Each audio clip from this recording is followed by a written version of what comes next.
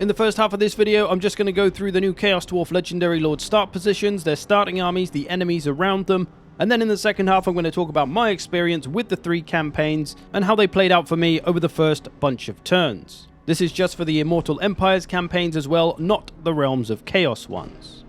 Kicking it off with big man Drazhoath, starting down in the south of the Darklands. He's got a pretty nice starting army with Fireglades, Blunderbusses, and Kadai Fireborn. Nice ranged, but not a lot in the way of sturdy frontline infantry or anything. He does get the nice ranged hero though of the Infernal Castellan. His start position in the Black Fortress gives you some orcs to take care of first of all, but nearby enemies include Helmund Gorst over here, so that's kind of your east-southeast. And then down south we've got good old Kugath, who may be a potential ally if he doesn't get stomped by Helmund Gorst first. So a Chaos Bro there we might be able to get in with. And then over to the west side of you, you've got Imric, and then Clan Rictus just above that in Crookback Mountain around here. So you've got some very strong factions very close to you that you're going to need to try and take out early, I'd say, especially as they relate to your victory conditions. Now, if we look at these, the long campaign victory conditions are the same for all 3 lords. You've got to hold Zarnagrund, you've got to take out Karazakarak, Karak Kadrin, and Grimgor. Now, in the case of Drazhoath, taking out Grimgor is probably going to be the hardest aspect here, as he is the farthest away and has the potential to become a huge faction by the time you get to him.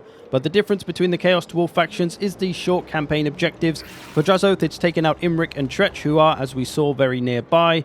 And then once you've taken care of those 2, it's all going to be about pushing north for Drazhoath, as that's where most of your targets are, although you probably want to go west first so that you can push through, take out Karazakarak on the way, take out Karak Kadrin just above that, and then you'll have most of the factions you need to take out taken care of, and it'll just be a case of trying to deal with old Grimgor. Now to Zhatan the Black, starting up in the north just above the Cathay area. He's got a pretty solid starting army with some Chaos Dwarf warriors, some cutthroats, then some ranged of blunderbusses, the Wolf Raiders with bows, and the Death Shrieker rocket launcher as well. The first order of business will be taking out this lowly Chaos faction, although you actually start with 2 settlements in this one rather than just the 1 as Drazhoath does. So that makes this a little bit of an easier start. You can get going a little bit sooner. But taking out this Chaos faction, you will start to push east, which will put you in front of the Cathay gates, which is handy because you do actually need to take them as part of your victory objectives, the short campaign victory objectives. You got to hold all 3 of those gates and take out Miao Ying, or hold the gates by military alliance. But either way, it shouldn't be too hard. And the long objectives, as I mentioned, it's the same for everyone, so hold Zarnagrund, take out dwarves and kill Grimgor. The hardest part for this campaign is going to be taking out those dwarves, as they're the farthest away. They might get big by the time you reach them. The same with Drazhoath and Grimgor, although there's always the hope that maybe another faction will beat them down. As for the bigger, more worrying enemies of Zhatan, of course you've got Miao Ying to the south, who you're going to have to take out at some point anyway. She could even be the choice to go after first, although you have to hold all 3 of those gates the whole time, and that could be difficult if other Cathay factions come up. You do have Village over here though, who may be an ally potentially, and he may come after the Cathay factions. Lockyer there as well, but I doubt he'll be an issue. So that's to the east. Over to the west here, we've got Kolek, who could be a potential ally. Chaos Boy could be on our side and his vassal faction. But then, of course, we've got old Grimgor here, who could always be a problem. And he's someone we've got to take out, so maybe he's the better choice to go for first. So choices for Zhatan. And lastly then, Astragoth Ironhand. Not a bad starting army, got some Chaos Dwarf great weapons, a few chaff units, 2 blunderbusses, and some centaurs. Very nice. Also got the Centaur hero as well, so a big, powerful, strong melee hero there.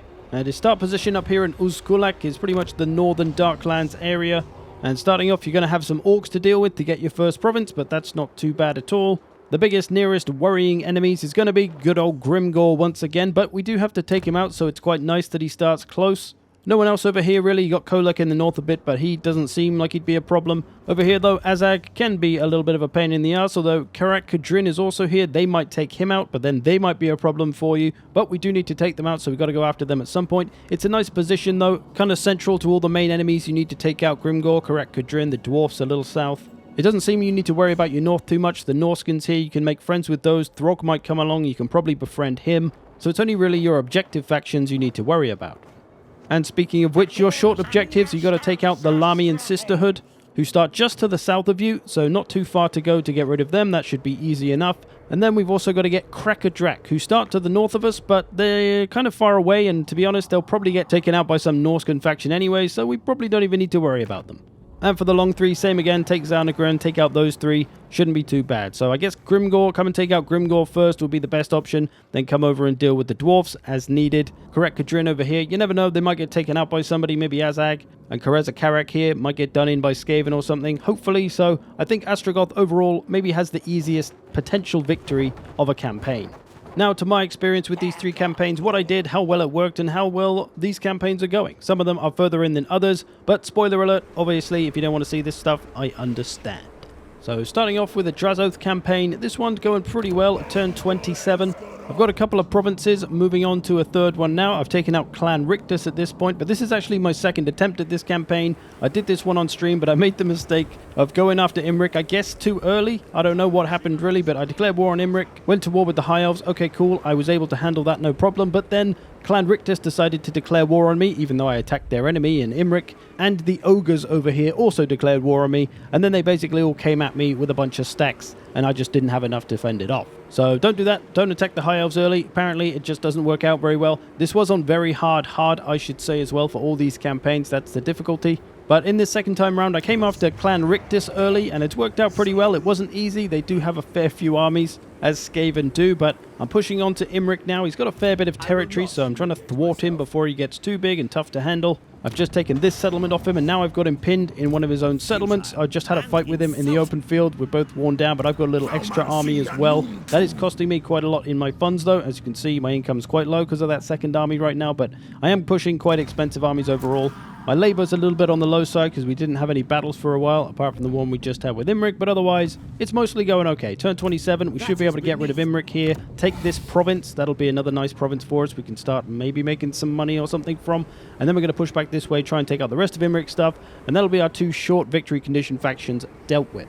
And then my only worry left down here is old Helmand Gorst to my east seems to be doing pretty well. Hopefully, he doesn't come after me. Now to my Zhatan campaign, a little bit further on than the other one, turn 40. I got my first province straight away, that's the first thing I did, and then I had the choice of going left or right really, going after Grimgor or going after Cathay. And as you can probably see, I went after Grimgor, took his main province, and he is done for. So that's one thing out the way nice and early. We don't have to worry about him coming back on us. I'm also slightly friendly with, what's-his-face, Kolek up here as well. And I've started to come back this way now, trying to push on the gates. I've taken one of them, but as you can see, old Village is pushing in, and he's actually taken Nangao, and he's beaten down Miao Ying, which helps me. So that's very nice. She's not completely wiped out. She is still around, but he's at least taken this. He's got one of the gates as well. I did come to try and take this gate, but they put some big armies there, so maybe I'm not going to get that just yet. Overall, though, this campaign's going pretty damn well. As you can see, my income in all forms is coming in pretty good. So with this campaign, it's really a case of which way do you want to go to start with. Do you want to go left and take out Grimgor quick, or do you want to come and take out Cathay first? For me, taking out Grimgor early has worked pretty well here, but you could let him grow and you could let him get bigger, and then you're going to have more territory to take off him, which, once you've dealt with him, will mean more territory for you at the end of it. It'll just be a little tougher to obtain. That's my Zhatan campaign. Now let's move on to the final one, Astragoth. Now this is actually the first Chaos Dwarfs campaign I played when I got access, and as such is the farthest along at turn 65. Now as you can see, I've got a lot of territory. This is because I robbed Grimgor of all of his territory, so he got pretty big pretty quick, as Grimgor do. He took out Kolek and just had all this area, but I came in, took it off him, I've beaten him back to here now. He's on his last settlement, so just about to get rid of one of my long victory objective targets. But like I say, letting Grimgor get like this can have the advantage that you get to take all his territory, so it worked out in this case. But what did I do if I didn't take out Grimgor? Well, I took my first province, and then I came after the Lamian Sisterhood to my south, and then I wanted to take this entire province, which is 4 settlements, so it took a bit of work. But that got me 2 nice working provinces. I could start to build up my raw materials and my armaments. But Azag started attacking me through here. He was over here. He's still here, actually. Karak Kadrin, though, came and beat him back, but now they're coming after me. You can see they're even besieging me here, the Sons of Guns. Although, apparently I can get a Pyrrhic victory on this. Nice. I do have barriers on my units at the moment. I've got a blessing. It's not a normal thing to have barriers on your Chaos Dwarfs. But this isn't too much of a worry. I constructed the garrison building, so I've got a nice big garrison there to hold this army off. So all I've got to do now is finish Grimgor off in the next turn or 2, and then I can come back over here and start to work my way down Karak Kadrin from the top, delete them, and then I can look to finish off Karazak Karak, who apparently aren't doing very well by the looks of it. Maybe Skaven have beat them down, but they don't seem to hold much territory. But once they're dead, I'm pretty much done. I've done the short objectives. Krakadrek got taken out. I didn't even see them, to be honest. I think Throg got rid of them, so didn't even have to do that. I just need to take a few more settlements, These 3 factions will be dealt with, and then I'm pretty much done. I just need to take Zarnagrund, which I'll do through Confederation with the Conclave Influence, which I still need to do a little bit of. I've got a fair few points here to spend, but yeah, I think I can have this campaign done by turn 100, 120 maybe. You can see the income on everything's quite good at this point, this late in the campaign. Got a nice 4 grand income, could get another army easily. But there's how my experience has gone for these 3 campaigns so far. I hope you've enjoyed this. Thanks for watching. Thanks to all the patrons who support this channel. I will see you in the future.